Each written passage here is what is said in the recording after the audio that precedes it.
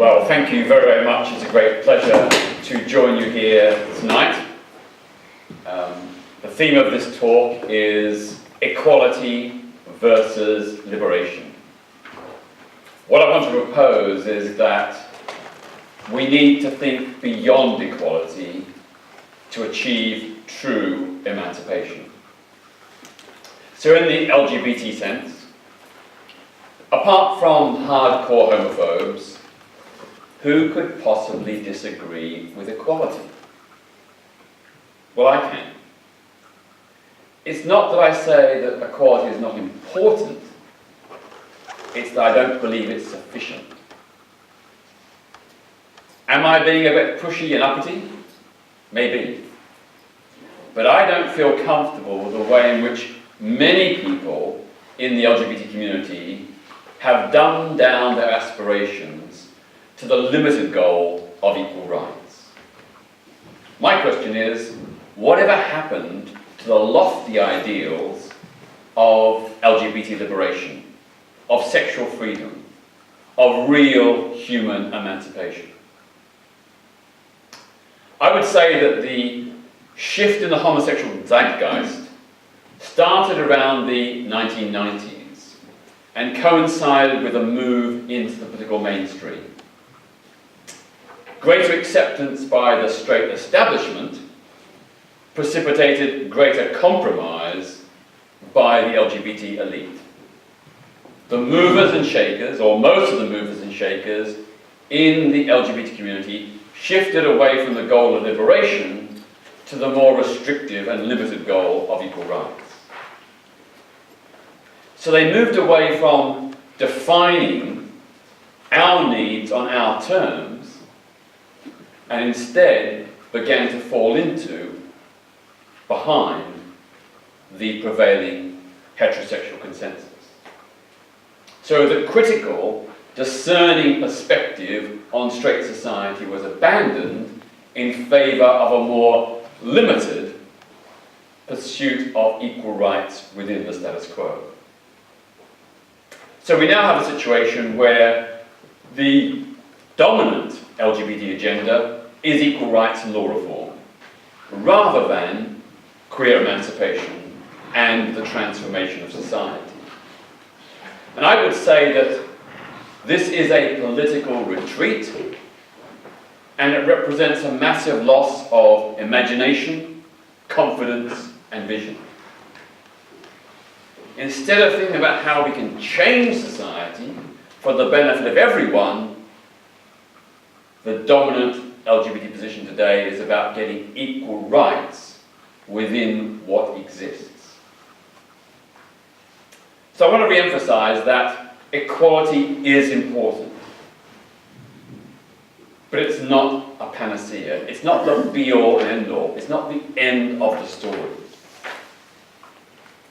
Equal rights for LGBT people inevitably means parity on straight terms within a pre-existing framework of values, laws, and institutions. Looking at it historically, these have been devised by and for the heterosexual majority. Equality within their system involves conformity to their rules. Now this, in my view, is a formula for submission and incorporation, not genuine liberation. Now, I want to emphasize that getting rid of homophobic, biphobic, and transphobic legislation is a laudable aim, as is eradicating that prejudice, discrimination, and hate crime that flows from that prejudice. But I don't believe that simply getting rid of anti-LGBT-based bias in law will resolve all the problems faced by queer people. Some of our difficulties arise not from anti-LGBT prejudice specifically, but from the more general, what I would call erotophobic and sex-negative nature of much of contemporary culture, which also, of course, harms heterosexual men and women as well. These destructive puritanical attitudes are evident in the witch hunting of, for example, consensual underage sex. The moral panic around two 15-year-olds having sex below the legal age of consent. It's also evident in the censorship of sexual imagery. You know, the new bill before Parliament would mean, for example, that you can show images of male ejaculation, but not female ejaculation. Well, apart from the issue of censorship, there's a sexist bias there straight away. It's also evident in the inadequacies of sex and relationship education in our schools, which is still not compulsory, which is not mandatory LGBT inclusive, and for the most part does not deal adequately with issues of consent and abuse, pornography, and a whole related issue around emotions and feelings, how to deal with problems in relationships. All those issues are largely ignored by most sex education in our schools, which is evident, I believe, of the sex-negative nature of our culture.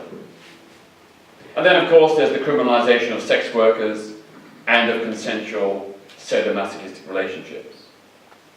Now, you and I may not like or approve of sadomasochism, but if it takes place between consenting adults in private, if no one suffers any permanent harm or damage, why should it be against the law? Now, the drawbacks associated with seeking mere equality are not, of course, limited to LGBT people. In all the instances I've cited, they equally apply to heterosexual men and women. And when you look at other specific issues, for example, the rights of women, so often we see that even today, women are forced to compete on male terms to get ahead in the workplace, and black people often only succeed if they adopt a white middle-class lifestyle and assimilate into the dominant Anglo-Saxon culture. So, as women and ethnic minorities have discovered to their cost, the equal rights agenda is often not about respecting and embracing difference, but seeking to obliterate it. Where is the dignity in that? How can we, as LGBT people, have any self-respect if we sacrifice our queer identity and culture for the sake of parity? It is acceptance, but at a price that, in my view, is not worth paying. Moreover, equal rights do not equate with genuine freedom. Despite formal legal equality between the sexes, women's earnings are still only 4/5 of men. Over 30 years, or over 50 years rather, so after the end of racially discriminatory statutes in the United States, the informal segregation of black and white communities is almost as great as it was in the 1950s, and the black underclass is mostly just as locked out from economic success as it was prior to the start of the civil rights era. Here in Britain, we've had sex and race discrimination laws to protect women and black people. But as we all know, despite the decades since those laws have been passed, sexism and racism are still a fact of life in our society. So changing the law is not itself sufficient. These are lessons that we queers ignore at our peril. Having seen the limits of legal equality, we risk befalling the same fate if we uncritically jump on the equality bandwagon. Just think about it. The black civil rights movement in America based its whole focus on the demand for racial equality. And once that was won, the movement fell apart. But as the Black Lives Matter movement has shown, still is a big, big issue around race in America today. So we can end up in the same mire. We could end up with equal rights, but within a fundamentally unjust society, where the rules are skewed against sexual choice and self-determination, against personal empowerment and fulfillment. And that equally applies to our heterosexual friends as well. So for me, it's obvious. Equality for LGBT people is often a political deal that leads to social assimilation. As a condition of equal treatment, we LGBT people are expected to conform to the straight system and to adopt its norms and aspirations. It's not that we're necessarily told to do that, but we have reacted to the offer of equality by moving in that direction. And we see this move towards assimilation very clearly in recent years, where the dominant LGBT issues have been same-sex marriage and same-sex families with children. It's as if we are copying the straight model of how to be. And the end result is LGBT co-option and visibilization.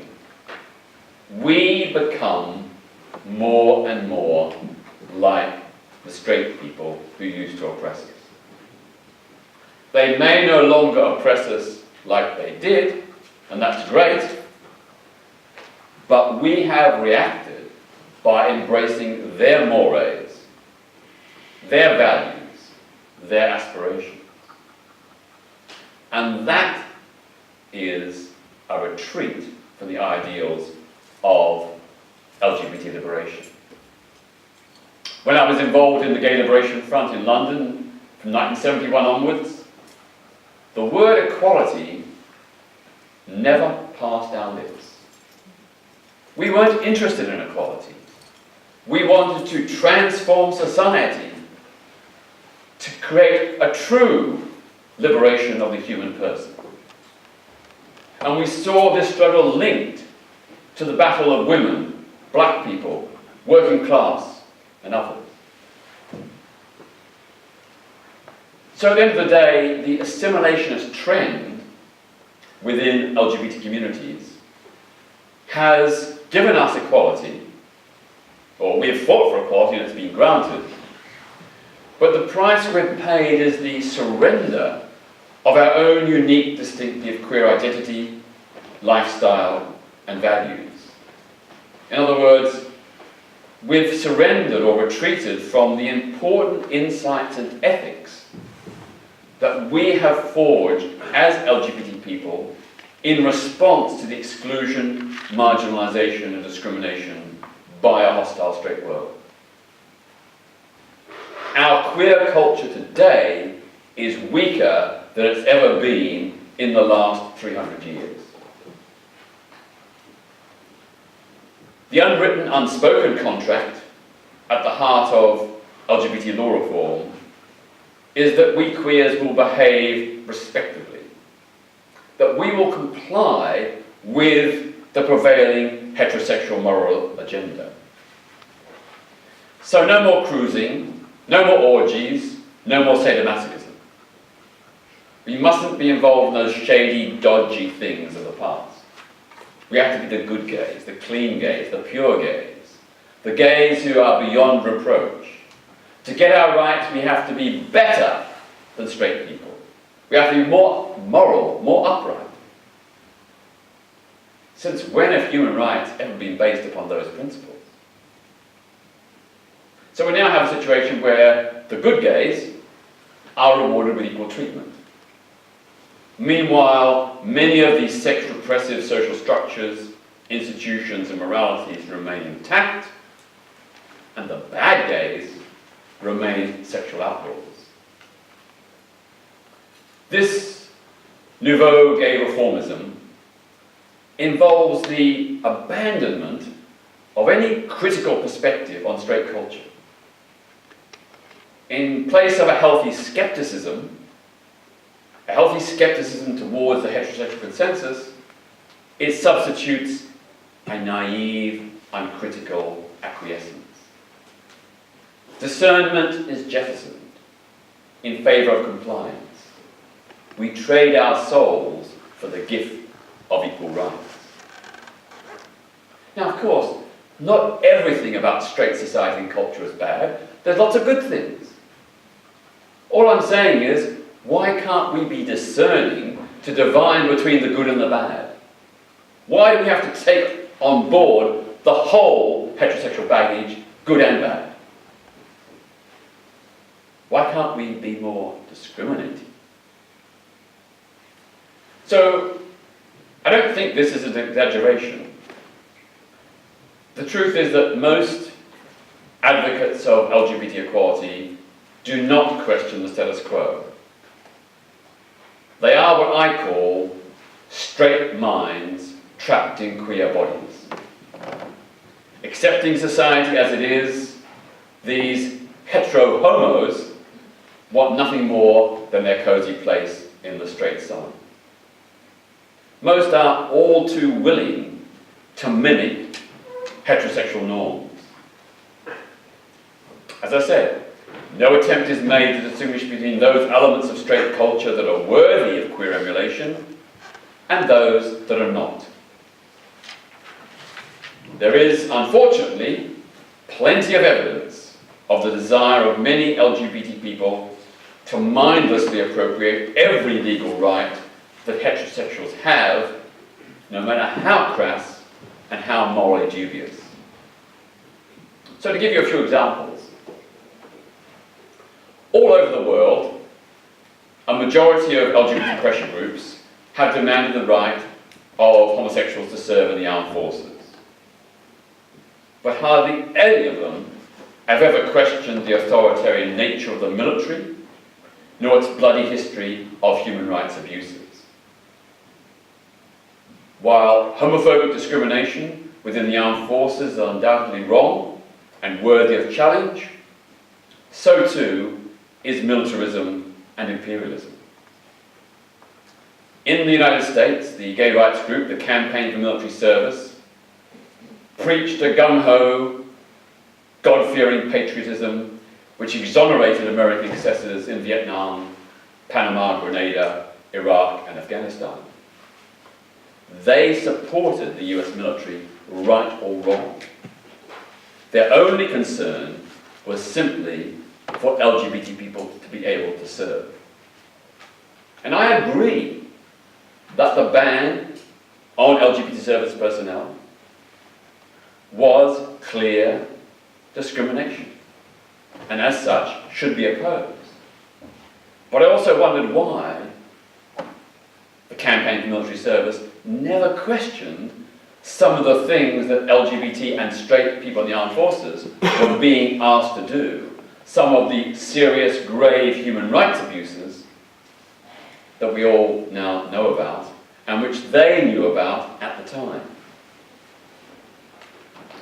The British Armed Forces are no better. After the Second World War, they were repeatedly used to suppress national liberation struggles in Malaya, Kenya, Aden, Cyprus, and Ireland. In Ireland, where hundreds of innocent civilians were shot by the British Army, and some claim by undercover SAS hit squads. Now my question is that what we want queer people to be doing? To abuse and kill? How can we, in the name of equality, demand, without calling for reform, the right of LGBT people to participate in institutions that have perpetrated such gross violations of human rights? During the campaign in this country to end the ban on LGBT people in the armed forces, the group Outrage that I was involved in was the only LGBT organisation which championed the cause of allowing LGBT people to serve, but also supported the campaign to democratise the armed forces, to make them more accountable, and to end human rights abuses. I think the failure of most organisations to even think about that, let alone support that campaign, was a huge, huge mistake. Take another issue on the age of consent. Much of the LGBT community has taken a similar leave of its ethical senses. After a campaign lasting 33 years, the age of consent for gay and bisexual men was finally equalised in England and Wales in 2001. Great. But what about young lesbians, gays, bisexuals and straights under 16? Don't they have sexual human rights as well? Equality at 16 has not helped them. Sure, this inequality, or this equality, this victimisation applies equally to everyone. So the failings or the shortcomings in the age of consent apply equally, regardless of sexual orientation of the persons involved. But my question is that what we want? Do we want equal injustice? And I think it is an injustice to criminalise young people of similar ages who have consenting, informed sexual relationships. Personally, I think it's probably best if young people wait, but if they do have sex before the age of 16, I think it's absolutely wrong to treat them as criminals if that sex is consenting, no one has been harmed, and no one complains. The age of consent of 16 is divorced from reality. Whether we like it or not, most teenagers now have their first sexual experience at the age of 14. But the law treats them as criminals. Under the Sexual Offences Act 2003, 2 consenting 15-year-olds can face a maximum sentence of 5 years in a youth detention facility for any kind of sexual contact, even mere touching. Now that to me is an absurd abuse of the law. Of course you want to protect young people against abusive and exploitative relationships. I totally agree with that.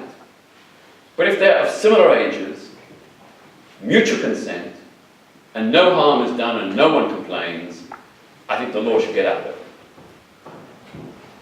My view is that to end this criminalisation of under 16s, the law should be amended to decriminalise consenting sex involving young people under 16, providing there's no more than 2 or 3 years difference in their ages. Similar to the laws that already exist in Germany, Israel and Switzerland. And of course, back it up with earlier, better quality sex and relationship education in schools, so that young people make wise, responsible choices. So they understand consent and abuse, they understand the importance of emotions, they understand the importance of mutual fulfillment, of respect, of sharing. That, I think, is the way we need to go. The problem is, as we've seen, by simply pitching our struggle to the mast of equality, when we got an equal age of consent of 16, we left it there and we didn't question the rights and feelings of those under 16. So we got equality, but we didn't change a fundamental injustice that still prevails. So we have an equal age of consent. That law applies equally to hetero and homosexual contact, but to me it's not adequate, it's not sufficient. I don't want that kind of equality. I want an equality that will end the criminalisation of young people of similar ages. Now, you will probably ask, as I have asked many times, where are the LGBT voices of reason and compassion on this issue? Where are the straight voices? Although young LGBT people under 16 are some of the most vulnerable members of our community, most LGBT organisations refuse to support any qualification or reform of the age of consent. They seem quite content with young LGBT people being threatened with the risk of arrest and imprisonment for consenting victimless relationships.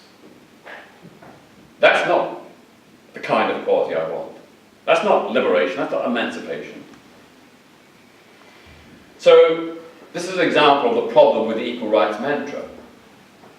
It helps nice, respectable LGBTs who are prepared to compromise and conform to the status quo. Not to question it, but to conform to it.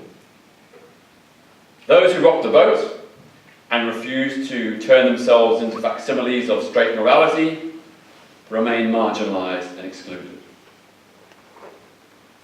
I'd also have to say, respectfully, that the LGBT demand for equality is often tinged with a whiff of self-obsession and selfishness. It is solely concerned, or often solely concerned, with winning rights for LGBT people. It doesn't offer anything to heterosexual people.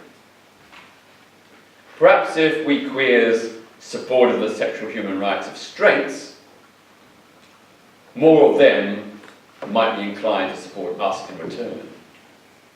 So if we cared also about the plight of young straight kids under 16, who sometimes get prosecuted or cautioned for consenting victims' behaviour, if we showed a concern about that, perhaps more straight people might be concerned about our issues as well.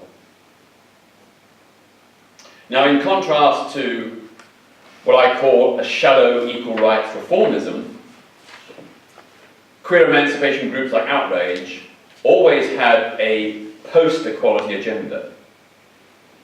We sought the extension of sexual freedom and human rights in ways that benefited everyone, regardless of sexuality. So on the age of consent, we argued for the decriminalisation of sex involving under 16s, providing there was no more than 2 or 3 years difference in the ages. And we fought for that principle both for LGBT kids and for straight kids. When we campaigned for better sex and relationship education in schools, we didn't say we wanted equality with the existing sex and relationship curriculum, which was failing and shortcoming. We said we want better sex and relationship education for all kids, LGBT and straight. Our idea was to reframe the LGBT rights agenda in a way that made it universal for everyone. So ours was about a universal human rights and a universal sexual liberation. Sadly, even today, or perhaps even more so today, many in the LGBT community don't see things this way. So much of the push for same-sex marriage was typical of this myopic attitude. Nearly all the campaigners, all the leading campaigners, uncritically endorsed same-sex marriage, even though we all know that marriage has a long sexist and patriarchal history. So why weren't their voices arguing for something better, something beyond marriage? Why weren't there the voices within the LGBT community in favour of a more democratic, egalitarian system of relationship rights and recognition? A more modern, flexible alternative to traditional heterosexual wedlock. I proposed a civil commitment pact about 20 or 30 years ago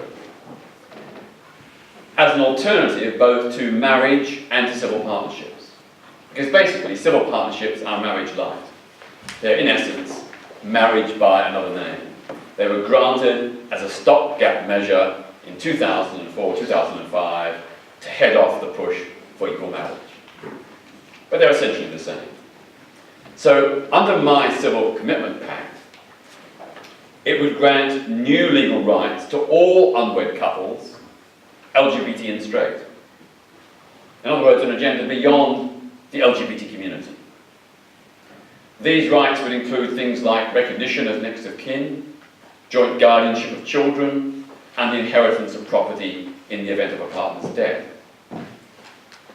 So in that sense, they're similar to marriage and civil partnerships, but with a twist. What would be unique about this Civil Commitment Pact is that it would allow a person to nominate any significant other in their life as their next of kin and beneficiary. Now this could be a partner, or it could be a lifelong best friend, a favourite niece or nephew, a long-term carer. In other words, it gives single people options and choices. Because currently, people in civil partnerships and marriages have all kinds of legal advantages and privileges, which are not extended to single people. So it's de facto discrimination against single people, whether they're LGBT or straight.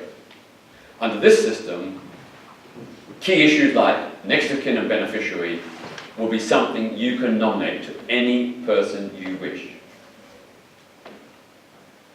The other thing about this proposal is that in the case of people in a love relationship and a long-term committed relationship, in modern societies, people live all kinds of different relationships. Some couples live together, others live apart. Some have children, others don't.